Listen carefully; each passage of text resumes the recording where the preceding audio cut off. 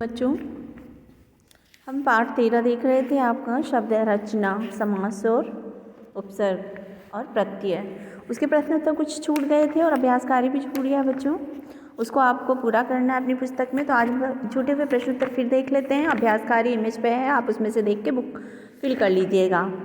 तो आपका पहला प्रश्न है कि उपसर्ग किसे कहते हैं। तो इसका उत्तर है बच्चों, वे शब्दांश अथवा शब्द जो मूल शब्दों के आगे जुड़कर उनके अर्थ में परिवर्तन ला देते हैं, उन्हें उपसर्ग कहते हैं।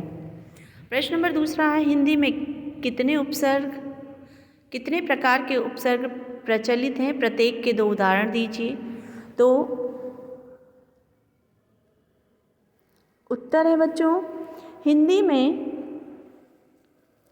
4 प्रकार से उपसर्गों का प्रयोग किया गया है, जिसमें पहला है संस्कृत, हिंदी, उर्दू और संस्कृत के।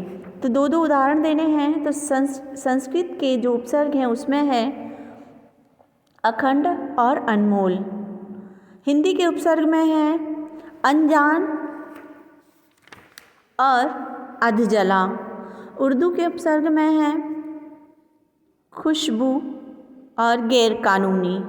संस्कृत के अवयव जो उपसर्ग में हुए हैं उसका उदाहरण है अधःपतन, अधोमुख और अंतर्राष्ट्रीय। अधोमुख और अंतर्राष्ट्रीय, ये 2 लिख लीजिएगा संस्कृत से जो अवयव होके आए हैं। तो ये तो आप तो उपसर्ग वाले थे। आगे प्रश्न उत्तर और हैं, ये देख लेते हैं हम। प्रत्यय से संबंधित उसी पाठ के हैं बच्चों, लेसन 13 जो है आपके। इसमें प्रश्न है पहला, प्रत्यय से आप क्या समझते हैं, उदाहरण सहित स्पष्ट करो।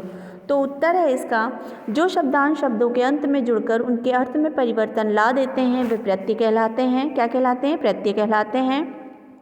उदाहरण है इसका, उदाहरण देना है ना बच्चों प्रत्यय का, तो कैसे देंगे देखते हैं।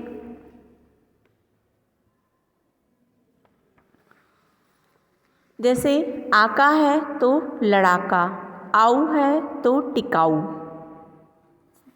प्रश्न नंबर 2, प्रत्यय के कितने भेद होते हैं, नाम लिखिए। तो प्रत्यय के 2 प्रकार के भेद होते हैं, यानी 2 भेद होते हैं, कृत प्रत्यय और तद्धित प्रत्यय। तद्धित प्रत्यय 2 प्रत्यय हैं, कृत प्रत्यय और तद्धित प्रत्यय। नाम बताना था, बस इतना ही। तीसरा प्रश्न है, कृत प्रत्यय की परिभाषा बतानी है। तो बच्चों, कृत प्रत्यय की परिभाषा है क्रिया की, उत्तर है क्रिया की धातुओं के अंत में लगने वाले प्रत्यय कृत प्रत्यय कहलाते हैं।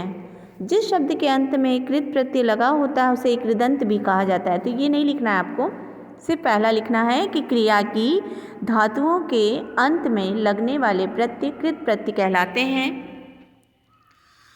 प्रश्न नंबर 4 है, तद्धित प्रत्यय की परिभाषा देनी है बच्चों। तो उसका उत्तर है, जिन शब्दांशों का प्रयोग संज्ञा, सर्वनाम, विशेषण अथवा अव्यय शब्दों के अंत में किया जाता है वे तद्धित प्रत्यय कहलाते हैं।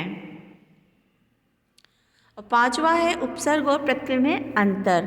क्या करना है? उपसर्ग और प्रत्यय में अंतर बताना है। तो देखिए इसका उत्तर है, उपसर्ग वे शब्दांश होते हैं जो मूल शब्द के प्रारंभ में लगाए जाते हैं, परंतु प्रत्यय वे शब्दांश होते हैं जो मूल शब्द के अंत में लगाए जाते हैं। तो ये थे बच्चों प्रश्न उत्तर पूर्ण।